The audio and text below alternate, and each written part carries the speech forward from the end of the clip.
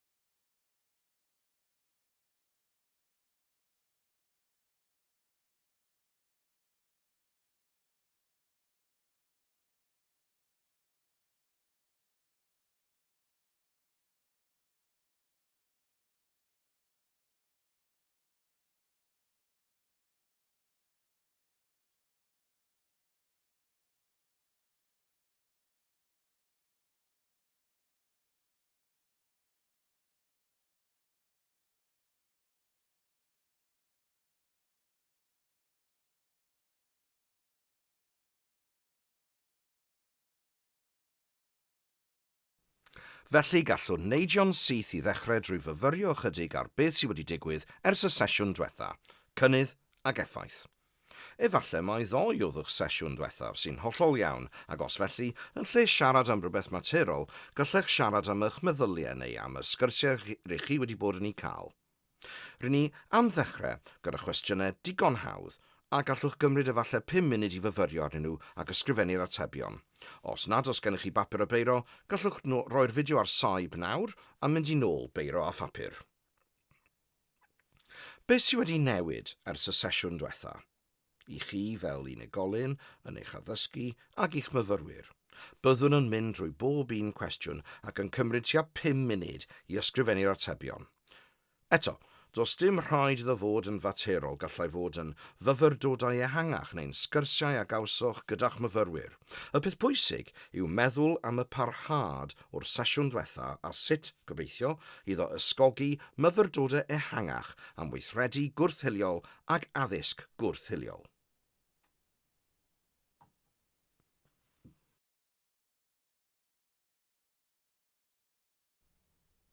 Hanes y byd. Pwy ddysgodd hanes y byd yn yr ysgol? Beth ddysgoch chi? Nodwch y cwestiynau hyn ar bapur a gallwch efallai fynd yn ôl wedyn I ateb y cwestiynau hyn. Dwi eisiau chi feddwl am beth ddysgoch chi am hanes y byd yn yr ysgol a sut oedd yn cael ei addysgu. Ar ôl cwblhau rheina, y cwestiwn ola yw beth oedd ar goll y gwyddoch bellach ac y teimlwch oedd yn bwysig. Felly, cymerwch tua 5 munud I roi eich meddyliau ar bapur ag eto, nid os rhaid iddyn nhw fod yn berffeth. Mae hwn yn fwy o ymarfer myfyrio a meddwl yn feirniadol ac ymgysylltu o ddifri ar profiadau addysgol a gawsom a sut y cawsom ein haddysgu am y byd. Iawn, croeso nôl bawb. Felly, gobeithio bod gennych ychydig o feddyliau myfyrio am ba hanes y ddysgoch a sut y cafodd ei addysgu a beth oedd ar goll y teimlwch sy'n bwysig heddi. Mewn gwirionedd, dod I ddeall ac adnabod y byd ychydig yn well yw hyn, ac wrth gwrs, mae addysg ar sbectrwm ac yn newid o hyd. Yn hanesyddol, gan ddibynnu ar bwy sy'n mewn grym, pa lywodraeth a beth yw prif swyddogaeth weithredol addysg iddyn nhw, a beth dylai cymdeithasau gael allan o addysg, felly, wrth gwrs, gan ddibynnu ar ble rawn ni, byddwn nhw hyd yn gweld gwahanol batrymau o ran sut a beth sy'n cael ei addysgu.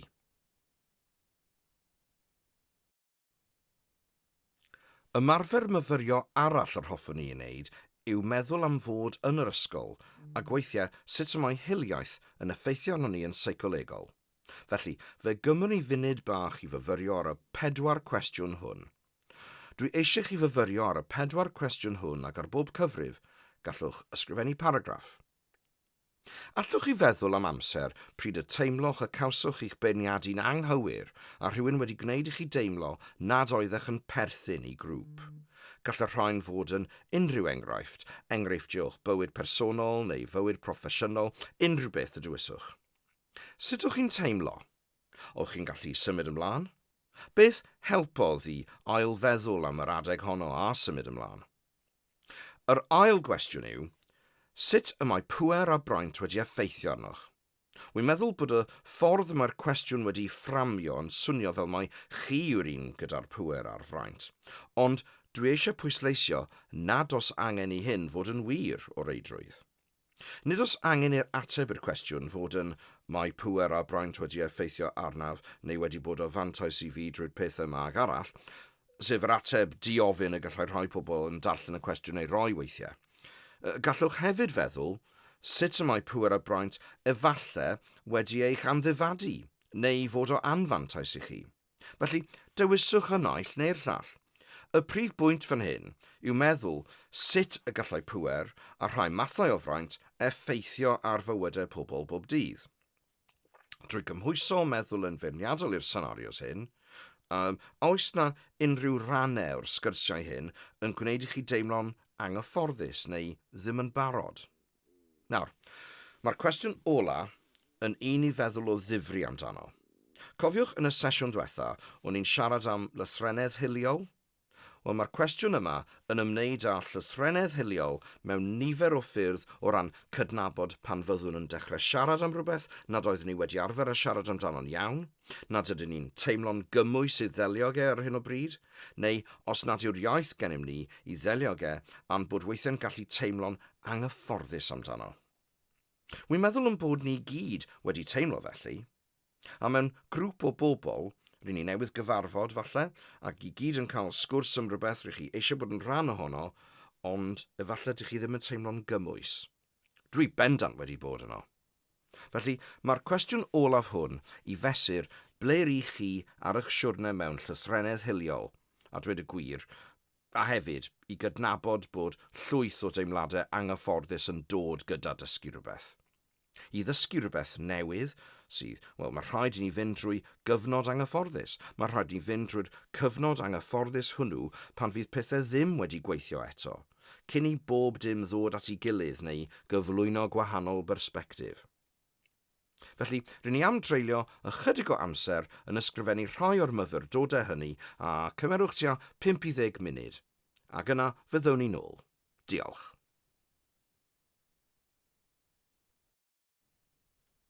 Wy'n meddwl beth o'n i eisiau ni siarad amdano gyntaf archwiliadau a chanlyniadau a diwylliant archwilio.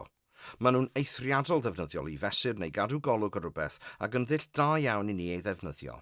Weithiau, yn enwedig yng nghyd-destun gwrthhiliaeth ac o dweud y gwir yng nghyd-destun unrhyw newid polisi neu newid cymdeithasol mawr, mae anfanteision iddyn nhw a byddwn nhw'n sôn mwy am hynny nes ymlaen, ond am y tro gallwn ganolbwyntio'n bennaf ar archwiliadau.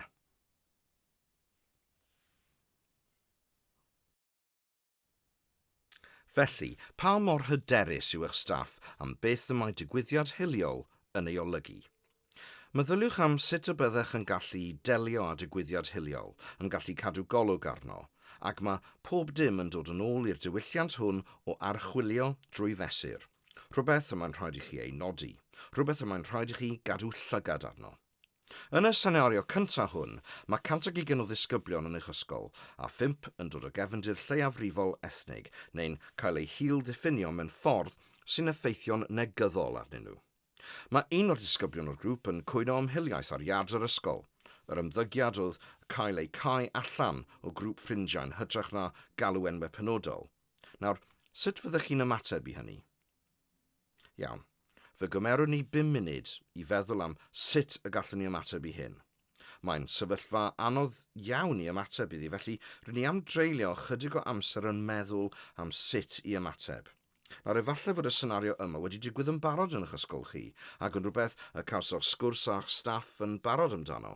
Efallai yn rhywbeth na fyddech yn ei restru eich hun, neu, ag os felly gyda phrofiad ofnadw fel hwn, sut nathoch chi ymateb?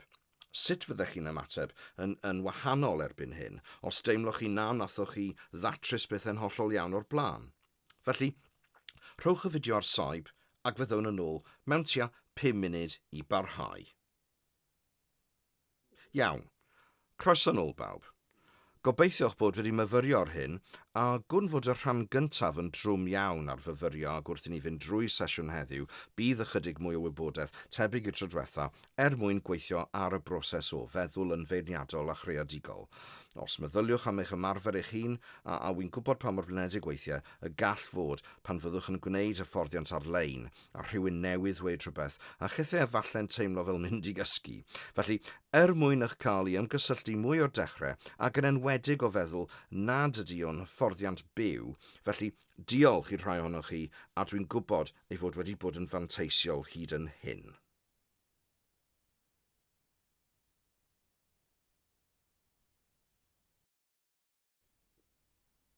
Felly, rydych chi wedi bod yn myfyrio am bethau, a dwi'n meddwl ei bod yn amser i ni symud ymlaen at edrych ar rhywbeth mewn ychydig mwy o fanylder.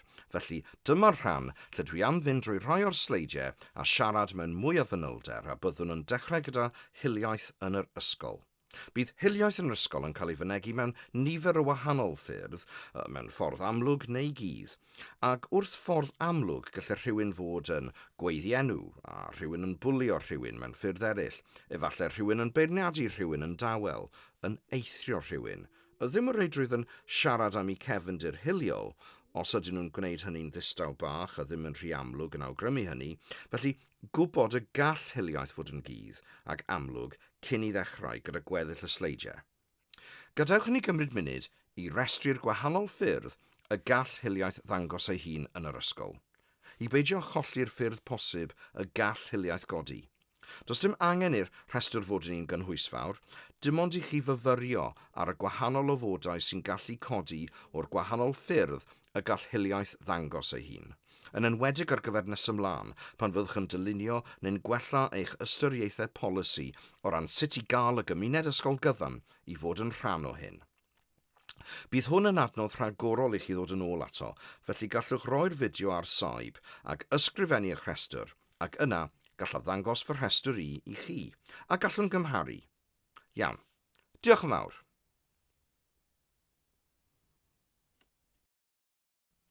Dwi am fynd â chi drwy'r rhestr sydd gennym ni. Beth oedd gennych chi? Does dim cywir neu anghywir, dyw'r rhestr hon fel wedes i ddim yn un gynhwysfawr. Gallai fod rhai pethau ar goll o'r rhestr hefyd, ond dwi'n meddwl mae'r prif beth i'w gofio yw ei bod yn cymryd ffurf yr amgylchedd. Mae'n adweithiol, mae'n ymatebol, a ddim yn un esgid i ffitio pawb bob tro.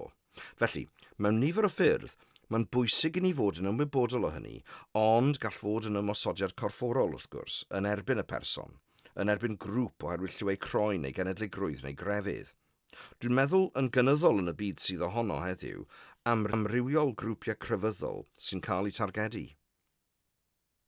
Un dyw pobl ddim yn sôn gymaint amdano yw Islamophobia, lle mae pobl o ffydd Islamaidd yn cael eu targedu'n benodol a'i hil diffinio fel bod yn bobl lai gwar rhywsut na phobl o'r ffydd Gristnogol. Defnyddio enwau sy'n bychanu, pethau sarhaus a jocs hiliol wrth gwrs, graffiti hiliol, ymddygiad i geisio cythryddo fel gwisgo bathodynau neu insignia, dod a deunydd hiliol i'r ysgol, bygythiadau, camdrin geiriol, cymell eraill i ymddwyn mewn ffordd hiliol, sy'n gallu cynnwys ymosod yn gorfforol. Dwi'n cofio pan o'n i yn yr ysgol, byddai plant yn anffodus yn ceisio annog plant eraill i alw enwau arnau neu ymosod arnau oherwydd doedden nhw eu hunain ddim eisiau gwneud, ddim am fynd i helynt, ond roedden nhw eisiau'r peth ddigwydd. Felly, meddwl hefyd, os oes dau berson yn ymladd, na fyddech o reidrwydd yn disgwyl iddyn nhw ymladd, dechreuwch feddwl am eraill yn cael eu cymell i ymddwyn mewn rhai ffyrdd hefyd. Felly mae'n bwysig iawn. Sylwadau hiliol fel rhan o drafodaeth, pwysig iawn. Ceisio recrwtio eraill i grwpiau a mudiadau hiliol. Iawn, Eto, rhai enghreifftiau mwy eithafol, ond eraill efallai na fydden nhw mor eithafol. Mae yna raglen ddogfen wych ar Channel 4 ar y funud ar asgell dde eithafol. Byddwn yn argymell i chi ei wylio, wedi ei chynhyrchu gan Hope Not Hate, ac yn ymchwiliad pan oedd dyn mewn cysylltiad â mudiad asgell dde eithafol am 2 flynedd o dan enw ffug. Mae'n dychryn rhywun yn ofnadw gweld lefel y trefnu sy'n digwydd yn y grwpiau hyn. Dydw i ddim yn dweud bod hynny'n digwydd yn ein ysgolion o reidrwydd, ond mae'n sicr yn ddiddorol meddwl am yr ymroddiad a'r strwythurau sefydliadol sy'n cyfrannu at sefydlu mudiad hiliol, ac yn achos Hope Not Hate, y grwpiau asgell dde eithafol sy'n agored yn hiliol ac yn rhefru am fridio dethol, safbwyntiau gwyddonol hiliol, ac yn y byd sydd ohono heddiw, dylai pawb fod yn ymwybodol o ddylanwad a rôl enfawr y cyfryngau cymdeithasol. Gallwn hefyd ychwanegu gwneud hwyl am ben ac eithrio unigolyn am wahaniaethau diwylliannol fel bwyd, miwsig, crefydd, gwisg, ac wrth gwrs lliw eu croen at hynny hefyd. Gwrthod cydweithredu â phobl eraill oherwydd eu lliw neu darddiad ethnig, cenedligrwydd neu grefydd, sylwadau ysgrifenedig sarhaus, unrhyw un o'r mathau uchod o hiliaeth a harasio hiliol neu unrhyw wahaniaethu arall gan gyflogwyr yng nghyswllt lleoliadau gwaith neu brofiad gwaith.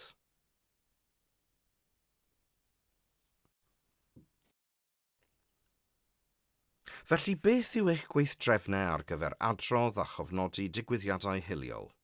Un o'r pethau dylech efallai ystyried wrth wneud yr ymarfer myfyrio sydyn hwn yw, sut allwch chi gefnogi person ifanc? Beth oedd ymddygiad y person ifanc neu'r bobl ifanc eraill oedd yn rhan o'r sefyllfa?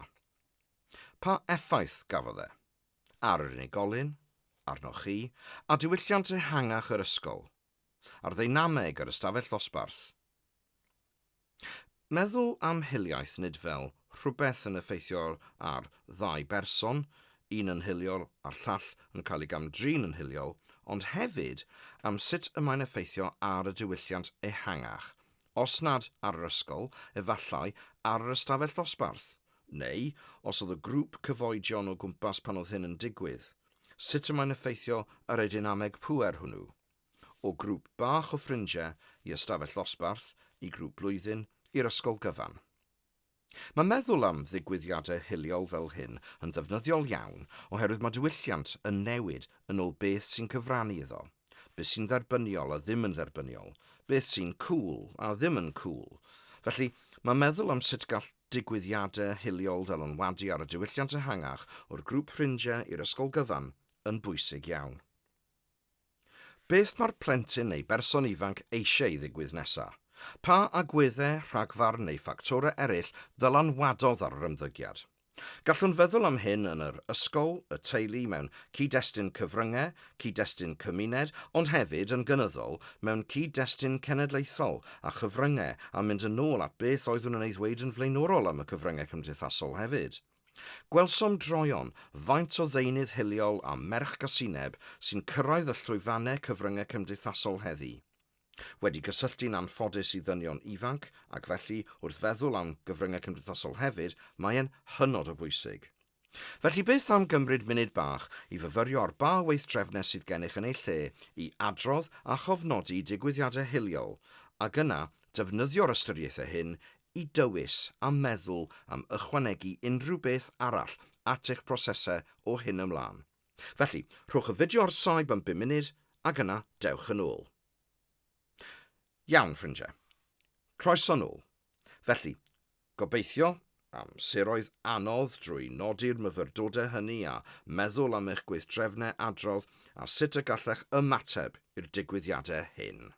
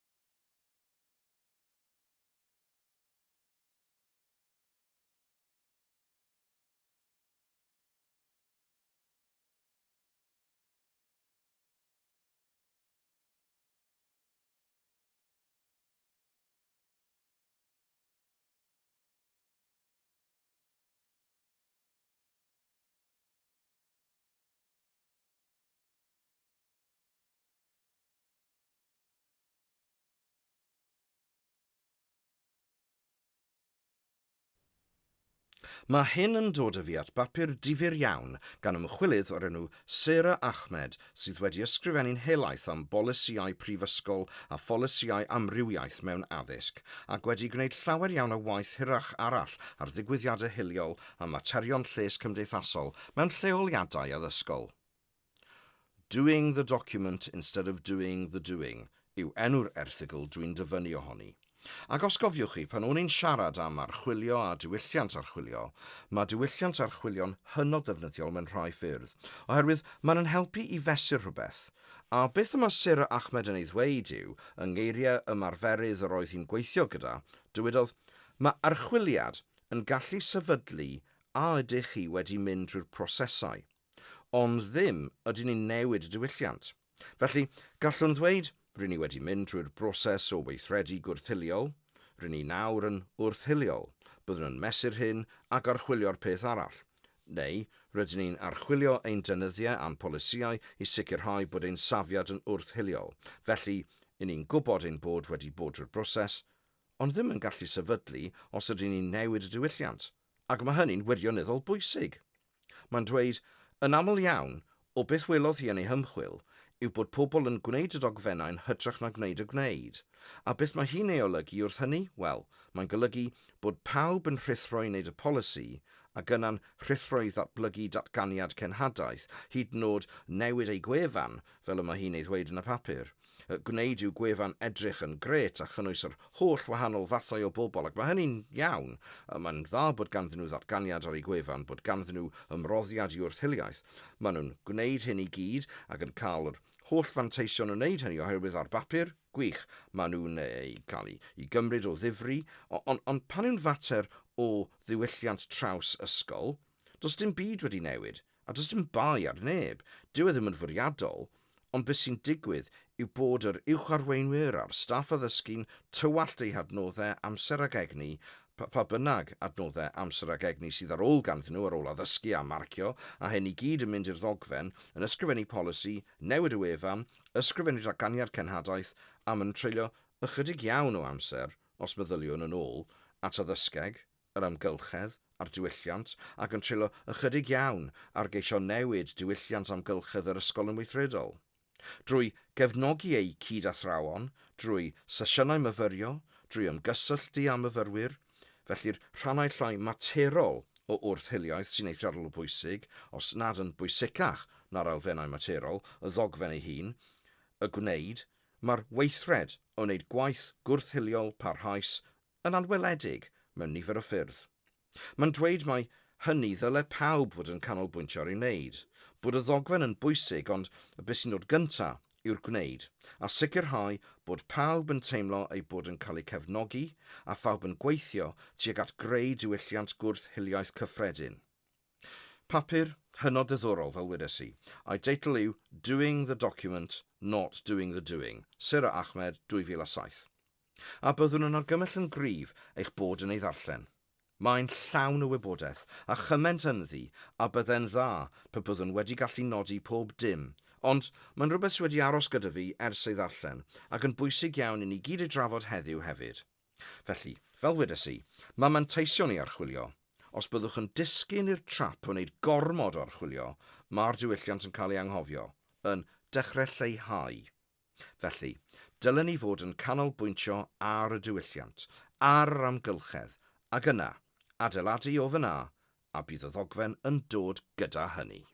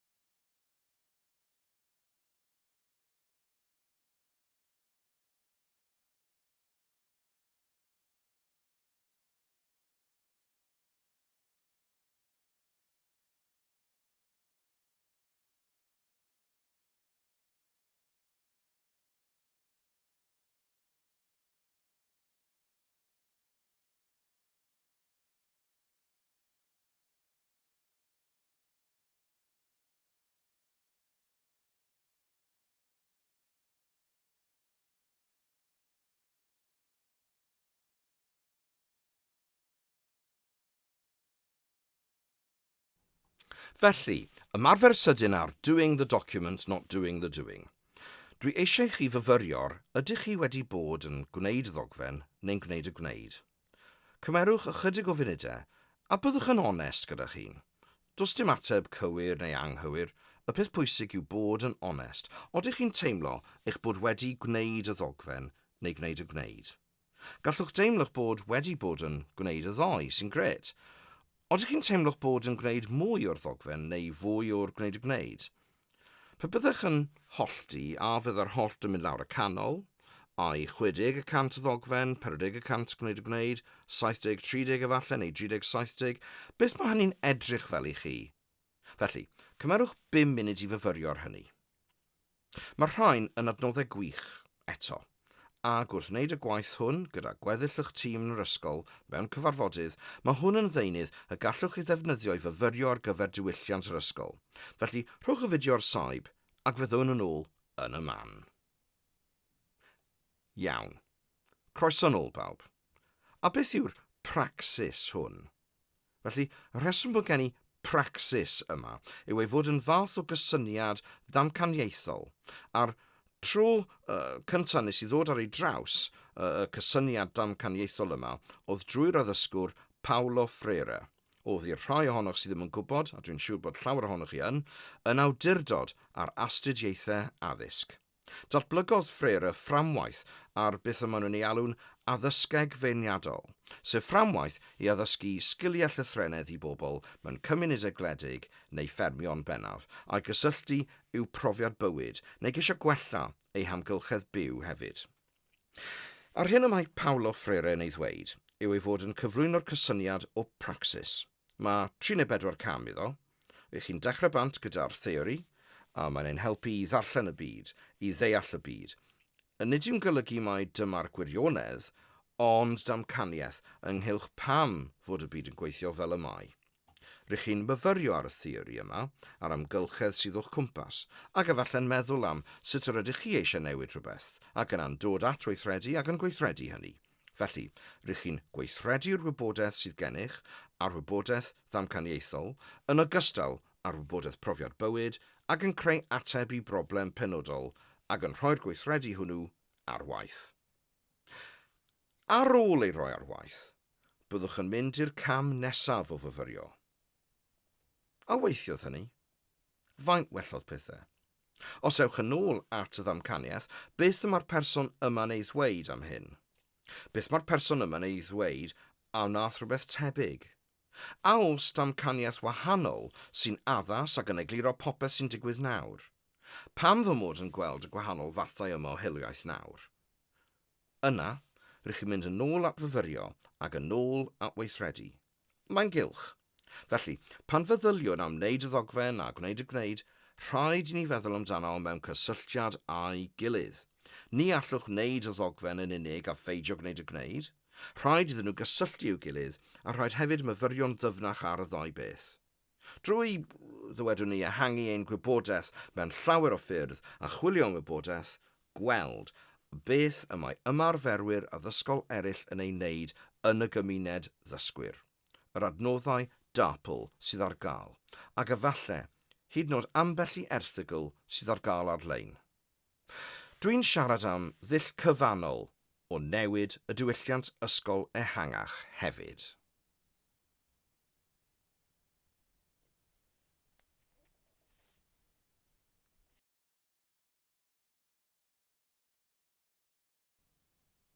Mae hyn yn dod â ni at gysyniad ardderchog arall gan Sir Ahmed, sef bydoedd arferiad ac effaith hynny, a dwi'n golygu effaith sefydliad gwrth-hiliol.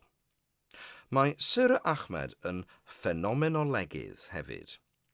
Ffenomenoleg yw astudio ffenomena neu astudio profiad, gofodau arbrofol, sut y symudwn drwy ofod, sut i ni'n deall y byd. Fel wedys i, mae hi'n gweithio gyda llawer o sefydliadau addysgol ac mae'r dyfyniad hwn sydd yn fy marn i'n hynod ddefnyddiol wrth feddwl am ddiwylliant ysgol. Hefyd, sut y mae diwylliant sefydliad yn cael ei greu. Mae'n dweud bod gofodau cyhoeddus yn cael ei ffurfio drwy weithredoedd arferiad cyrff, fel y gallu disgrifio ffyrdd o gofod ei hun. ffurf yr ysgol ei hun fel bod yn seiliedig ar arferiad. Dwi'n troi at gysyniad arferiad i sefydlu damcaniaeth nid gymaint o ran sut y mae cyrff yn cael ei ffurf, ond sut y mae gofodau'n cael ffurf y cyrff sy'n byw ynddyn nhw. Gallwn feddwl am hyn mewn gymaint o ffyrdd. Gallwn feddwl am hyn o ran recriwtio, ac fel y soniais yn flaenorol, rydyn ni'n gwybod bod gweithlu amrywiol yn gwella creadigrwydd, gwella cydweithredu a chydlynu yn y gweithle. Sut mae'n effeithio ar newid gwead yr ysgol ei hun? Sut mae'r unigolion mewn ystafell yn effeithio ar yr hyn sy'n arferiad yn yr amgylchedd? Beth sy'n normal a ddim mor normal? Felly, wrth feddwl am sefydliadau hiliol, rhaid i ni hefyd feddwl am sut y mae'r cyrff sydd yn y gofod hwnnw, y bobl, arferion y bobl hynny, gweithredoedd pob dydd o bobl hynny, yn creu a chael dylanwad ar amgylchedd cyffredinol yr ysgol a'r profiad dysgu i'r myfyrwyr. I chi eich hunain, mae'n wirioneddol bwysig meddwl am y pethau hyn ac am bwy sy'n mynd a dod ar hyd eich cynteddau a sut ych chi'n ei addysgu. Ond y pethau bob dydd rydyn ni'n ei wneud, mae eich myfyrio bob dydd yn y pen draw yn gallu newid gwead a diwylliant yr ysgol. Felly, meddyliwch am wneud unwaith eto, a dwi'n meddwl bod hyn yn enghraifft wych o sut y mae arferion bach yn cael effaith ar ddiwylliant ysgol gyfan mewn ffordd nad yw dogfennau'n gallu gwneud bob tro. Y peth arall mae Sir Ahmed yn ei ddweud yw ei bod yn wych bod gennych chi bolisi, bod gennych chi bolisi gwrth-hiliaeth ac yn cael athrawon i'w gofleidio, ac yn rhoi'r polisi gwrth-hiliol iddyn nhw a dweud darllenwch hwn. Ond efallai na nhw byth ei ddarllen, a'r polisi'n troi'n wedyn yn byth y mae'n ei alw'n ddogfen farw. Mae wedi ysgrifennu, efallai gan ymgynghorydd sy'n dod mewn i'w ysgrifennu i chi, a gan yn cael ei ffeilio mewn cwpwrdd a dod allan unwaith y flwyddyn efallai. Beth dylen ni fod yn ei wneud, meddai, yw creu dogfennau byw sy'n cael ei hychwanegu atynt, y mae pawb wedi cydweithredu ar ei greu, a grŵp o bobl o'ch cymuned ysgol oedd hefyd yn ddiddorol iawn i fi.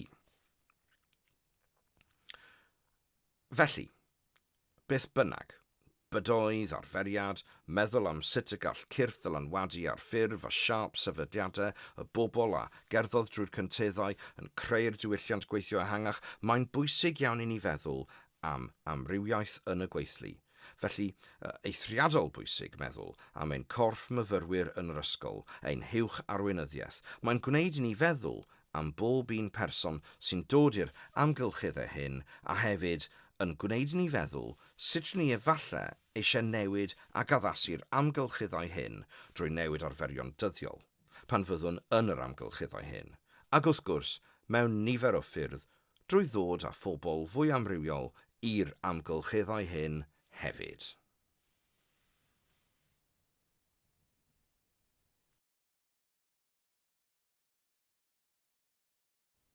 Felly fe glywsoch chi fi'n sôn droion am lythrennedd hiliol, a meddyliais y byddwn yn rhoi diffiniad pendant iddo i chi gael eich danedd ynddo. Ac mae hwn gan gorff ymchwil ymddiriedolaeth Rynnu Myd yn 2020 sy'n dweud: Yng nghyd-destun addysgu, mae llythrennedd hiliol yn golygu capasiti athrawon i ddeall sut y mae hil a hiliaeth yn gweithio mewn cymdeithas. Mae hefyd yn golygu bod ar iaith, sgiliau a'r hyder i ddefnyddio'r wybodaeth yma fel rhan o ymarfer athrawon. Mae canolbwyntio ar lythrennedd hiliol yn golygu bod pob athro ag athrawes yn gyfrifol am hil a hiliaeth. Mae'n arbennig o dda ac yn rhoi'r sgiliau i chi fod yn gallu cael y sgyrsiau hyn gyda myfyrwyr yn hynod o bwysig, fel wedes i yn y sesiwn diwethaf. A mae'r myfyrwyr hefyd yn ymwybodol iawn o'r pethau hyn, yr wybodaeth yma, ac mae gallu cael y sgyrsiau hyn gyda nhw yn ddefnyddiol a phwysig.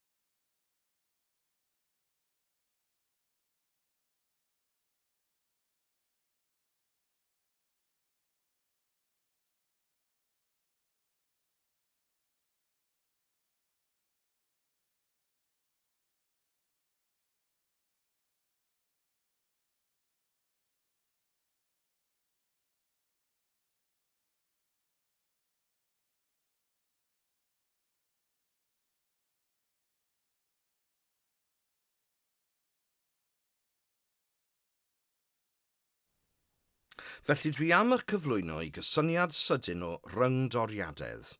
Datblygwyd rhyngdoriadedd gan yr ysgolhaig gyfreithiol Kimberley Crenshaw a ddefnyddiodd y gair gyntaf yn 1989 pan oedd yn gwneud gwaith i ferched oedd wedi dioddau trais domestig, a darganfod bod hil yn effeithio ar sut a phryd y mae merched yn cael cyfiawnder am drais hiliol.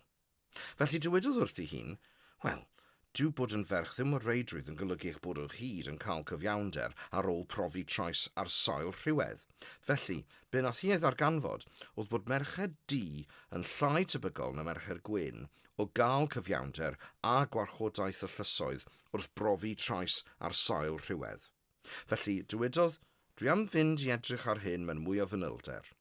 Mae'n gysyniad hynod ddwys hefyd. Mae amryw byd o ffurfiau a fersiynau o rhyngdoriadedd ac nid yw'n dod o dan hil yn unig, ond dyma'r enghraifft neu beth ddywedodd oedd yn ei wneud drwy ei hymchwil.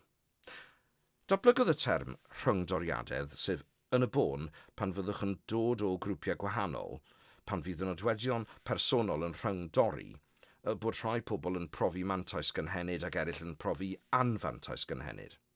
Felly, beth oedd yn ei ddweud yn y bôn oedd i'r ferch ddu ei bod yn profi hiliaeth a gwahaniaethu ar sail rhywedd yn y llys oedd yn golygu nad oedden nhw'n cael yr un cyfiawnder ac yn profi gwahaniaethu ar sail rhywedd yn y system graidd honno.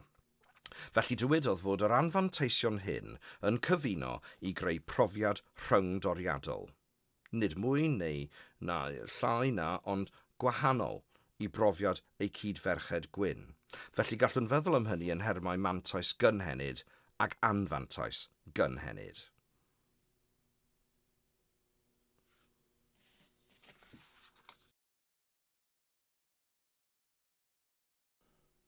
Felly mae gen i fideo sydyn iawn fan hyn dwi am ei chwarae i chi sy'n egluro'n dda iawn y cysyniad o rhyngdoriadedd wedi cysylltu i waharddiadau ysgol yn yr Unol Daleithiau. Wrth feddwl am sut y mae rhyngdoriadedd yn dod at ei gilydd, rydyn ni eisiau meddwl amdano fel ffordd y mae hunaniaeth un person du a merch ddu, er enghraifft, yn profi gwahaniaethu o'i gymharu a merch arall. Yn yr achos hwn, merch wen yn profi gwahaniaethu. Gallai'r ferch wen brofi amrywiol fathau o wahaniaethu ar sail rhywedd, bydd y ferch ddu hefyd yn profi amrywiol fathau o wahaniaethu ar sail rhywedd, yn ogystal â gwahaniaethu ar sail hil. Felly mae ei phrofiad o wahaniaethu'n wahanol, ac bod y ddwy'n gallu siarad am wahaniaethu ar sail rhywedd, ni all y ddwy siarad am wahaniaethu ar sail hil. Sy'n golygu wrth ddylunio'ch polisïau bod yn rhaid i chi fod yn ymwybodol o sut y gall hil a hiliaeth a rhywedd a gwahaniaethu ar sail anabledd ac yn y blaen ddod at ei gilydd i greu profiadau gwahanol iawn o wahaniaethu yn ymgylchedd yr ystafell dosbarth ac yn niwylliant ehangach yr ysgol. Na fydd pobl efallai'n ei ddeall fel arall, neu'n ei weld os ydych ond yn edrych drwy lens rhywedd, ond yn edrych drwy lens hil, ond yn edrych drwy lens anabledd, ond rhaid i chi gysylltu'r pethau hyn i gyd i ddeall sut maen nhw'n gallu cyfuno i greu profiad unigryw o wahaniaethu mewn lleoliad addysgol.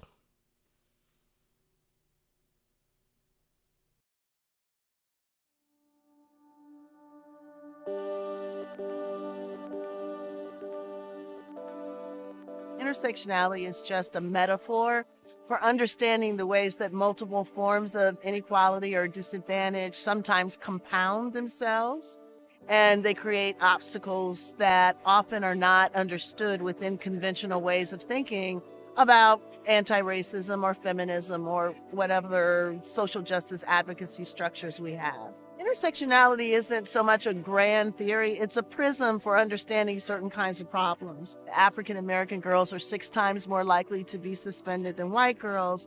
That's probably a race and a gender problem. It's not just a race problem, it's not just a gender problem. So I encourage people to think about how the convergence of race stereotypes or gender stereotypes might actually play out in the classroom, between teachers and students, between students and other students, between students and administrators and commit themselves to understanding that as a way of intervening and providing equal educational opportunity for all students, regardless of their identities. Identity isn't simply a self-contained unit. It is a relationship between people in history, people in communities, people in institutions. So schools do a good job when they understand that and when they commit themselves to curricular development, to opportunities in the school for all students to understand the histories that have brought us to this particular moment. You can't change outcomes without understanding how they've come about. So independent schools can take the lead on that to be responsive to their student populations and to the communities out of which the students come.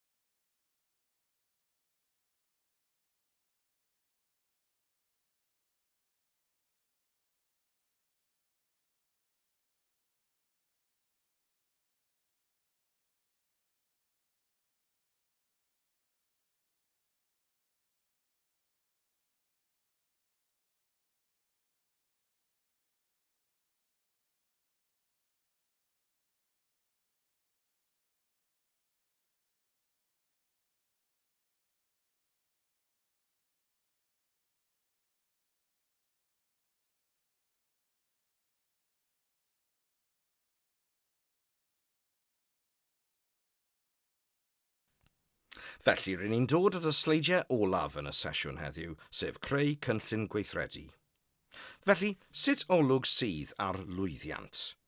I bawb yma, mae llwyddiant yn golygu sicrhau bod ein harweinwyr yn atebol. A dwi'n gwybod bod pawb ar y cwrs hwn hefyd yn uwch arweinydd, felly beth allwch chi ei wneud fel arweinwyr i helpu'ch gilydd, i ddal eich gilydd yn atebol am ddarparu llythrennedd hiliol? Fel y soniais yn y sesiwn diwetha, nid yw'n golygu mai ond un person sy'n gwneud hynny.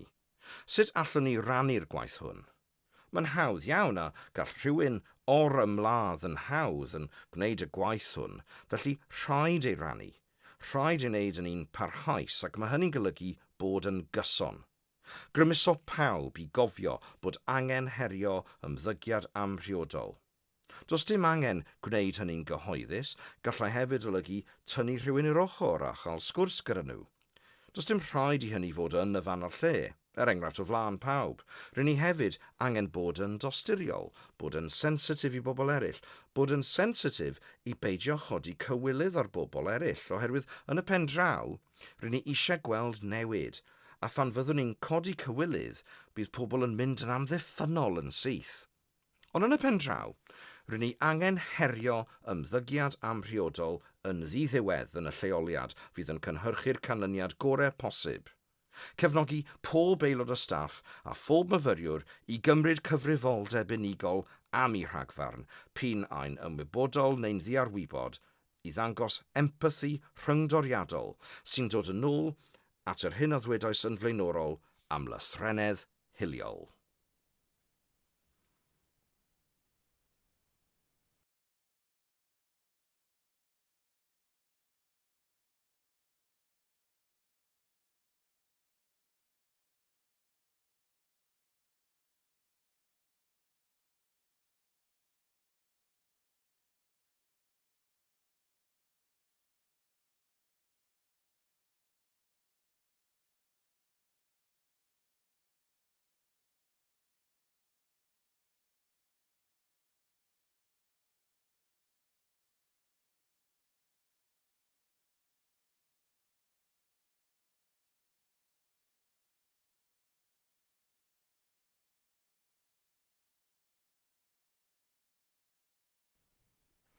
Sut ydyn ni'n ei fesur? Os ceisiwn fesur yr effaith y mae cynllun gweithredu wrth-hiliol wedi gael, byddwn efalle'n gweld canran fwy o bobl yn teimlo'n hyderus yn trafod hil a hiliaeth. Byddwn hefyd efalle'n gweld mwy o bobl yn teimlo'n hyderus i herio ymddygiad sy'n hil anllythrenog, oherwydd mae hyder yn creu myfyrwyr diogel, gwybodus sy'n cael eu cefnogi. Hefyd, lefelau'r myfyrwyr sydd fwyaf ar eu hôl hi'n academaidd ac mae'r rhan fwyaf wedi'i gadael ar ôl o ran presenoldeb, ymddygiad, lles a chyflawni a sut y gallai'r bwlch hwnnw gau yn ara deg. Yn y pen draw, y myfyrwyr sy'n cael ei gadael ar ôl fwyaf gallai fod rhesymau rhyngdoriadol dros hynny. Felly, wrth i chi gynhyrchu eich cynllun gweithredu gwrth-hiliol a rhyngdoriadol, gallwch gobeithio weld y bwlch hwn yn cau yn ara deg.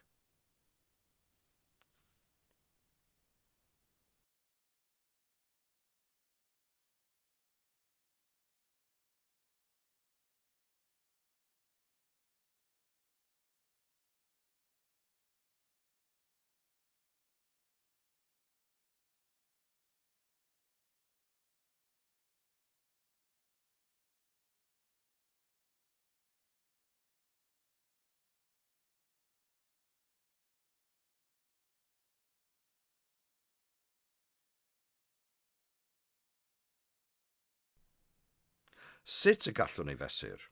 Mae'n cynyddu dealltwriaeth myfyrwyr a staff o bwyslais academaidd rhyngdoriadol, felly mae'n hysgol yn rhoi pwyslais cryf ar bwysigrwydd llwyddiant academaidd i bob myfyriwr o ba bynnag gefndir. Rydyn ni'n cyfrannu. Mae myfyrwyr yn gweld eu cyfle i gyfrannu at fywyd cymdeithasol a gwelliant fel rhywbeth diffiant ac ystyrlon. Arweinyddiaeth gyfarwyddiadol. Mae ein tîm arweinyddiaeth yn cyfrannu'n uniongyrchol at y dylunio, y gweithredu a'r monitro drwy gyfarwyddyd, cefnogaeth ac asesu llythrennedd hil. Ffordd arall y gallech feddwl am ryngdoriadedd yw beth sy'n digwydd gydag anableddau dysgu. Clywsom adroddiadau eang am ddynion ifanc du sydd hefyd yn awtistig yn gorymladd, yn diffygion llwyr ac yn cael sterics awtistig. Mae'r sterics awtistig hynny'n aml yn cael ei dehongli fel ymddygiad afreolus, yn anodd, yn wrthdrawiadol, yn hytrach na'r symptom o fod wedi gorymladd neu ymateb y corff i gyfnod o straen dwys a bod pethau'n ormod iddyn nhw. A'r sterics yw'r ffurf allanol ar y straen dwys hwnnw, y gorbryderu dwys hwnnw, a'r teimlad dwys hwnnw bod pethau'n ormod. Felly, pan feddyliwn am ryngdoriadedd fel hyn, beth a welwn yw mai unigolyn du ifanc yw'r person hwn, person ifanc du sy'n awtistig, pan fydd yr unigolyn yma'n cael sterics, bod y sterics yn cael ei weld fel problem ymddygiad, yn lle rhywbeth sydd angen cymorth. Felly, enghraifft arall o ryngdoriadedd ydy hyn. Felly, beth mae hynny'n edrych fel yn yr ysgol? Wel, mae'n edrych fel gwaharddiad mewnol, efallai gwaharddiad parhaol. Gorfod mynd o ysgol i ysgol, efallai'n gorfod mynd i uned cyfeirio disgyblion, ac yn y bôn, mae'n golygu colli i ffordd mewn addysg neu wynebu talcen caled iawn yn ei addysg.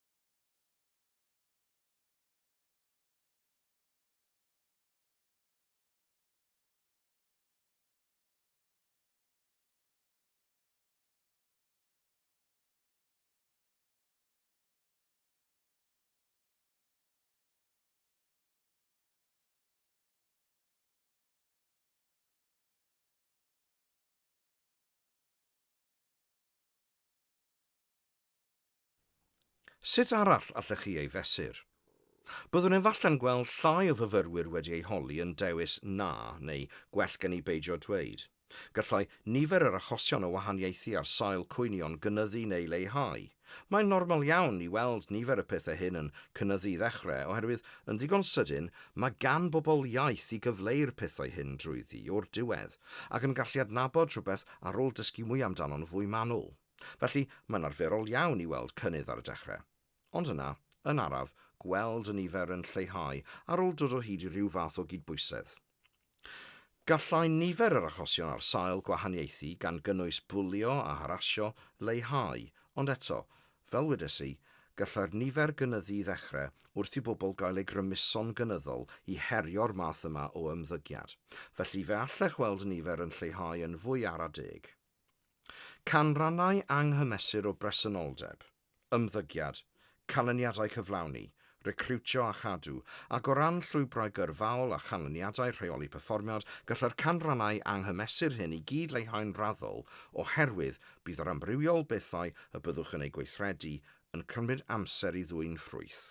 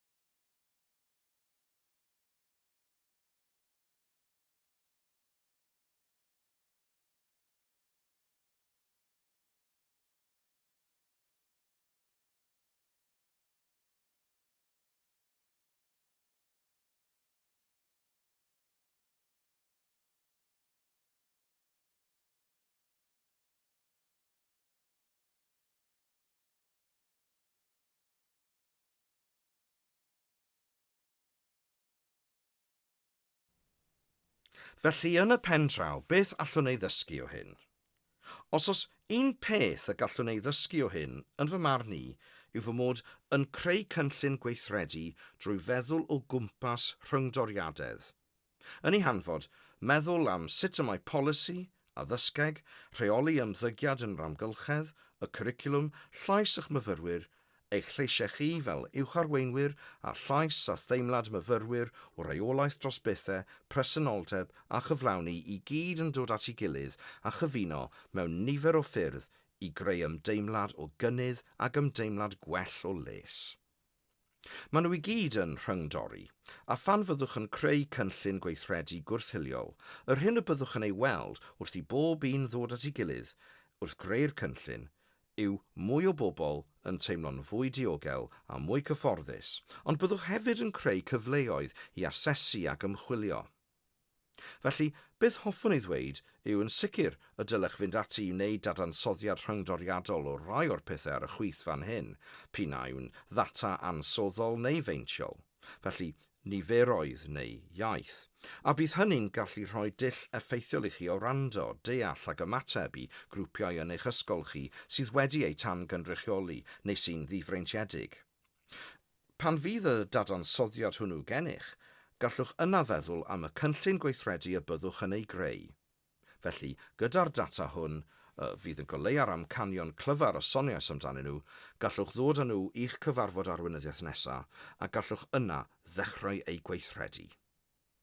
Yn y pen draw, byddant yn cael ei dylunio i gefnogi a chynnal gweithredu gwrth-hiliol a hefyd i ennill ymddiriediaeth y gymuned ehangach, ac wrth hynny dwi'n golygu rhieni a'r gofalwyr sy'n dod i'r ysgol, a hefyd y gymuned ysgol ehangach yn gyffredinol. Felly gobeithio bod heddi wedi bod yn ddefnyddiol a gallwch adael gyda rhai pethau wedi nodi ar bapur i edrych am myfyrio arnynt rhywbryd eto'n fwy manwl a mynd â nhw gobeithio i'ch cyfarfodydd. Dwi'n meddwl mae'r brif wers i'w chofio yw bod angen cefnogi ein gilydd a sesiwn gorfforol, nid yn unig o ran safbwynt gwrth-hiliol, ond safbwynt rhyngdoriadol hefyd, a chreu'r cynllun gweithredu hwnnw. A meddwl yn ôl am waith Sir Ahmed, canolbwyntio ar wneud. Mae'n wych cael cynllun gweithredu mor bwysig, ond cael cydbwysedd drwy wneud hefyd. Felly, diolch yn fawr. Gobeithio fod heddiw wedi bod yn ddefnyddiol a gobeithio eich gweld wyneb yn wyneb mewn digwyddiad DARPL arall. Os hoffech barhauach taith dysgu proffesiynol wrth-hiliaeth gyda DARPL, ystyriwch ymuno yn cyfres arweinyddiaeth uwch. Mae hon yn gyfres o 6 diwrnod dysgu proffesiynol sy'n cynnwys cyfyniad o ddysgu wyneb yn wyneb a dysgu writhwyr. Rydym yn cynnal 2 garfan ym mhob blwyddyn academaidd, gyda charfanau yn Gogledd a De Cymru pob tro. I gofrestru, cliciwch ar y ddolen ar y sleid neu ewch i wefan DARPL am ragor o wybodaeth. Diolch yn fawr. Os hoffech gael gefnogaeth ac arweiniad parhaus ar gyfer eich sefydliad dysgu, ystyriwch ymuno ar rwydwaith eriolaeth DARPL. Gall pob sefydliad dysgu cysylltiedig wneud cais am ddysgu proffesiynol wedi deilwra. Y gellir ei gysylltu â'i cynlluniau gwella neu gynlluniau datblygu ysgol i'w helpu i ddod yn sefydliadau dysgu gwrth-hiliol. Am ragor o wybodaeth am ddod yn ysgol dan, cliciwch ar y ddolen a llenwch y ffurflen ymholiad. Diolch yn fawr a gwela ti am y tro.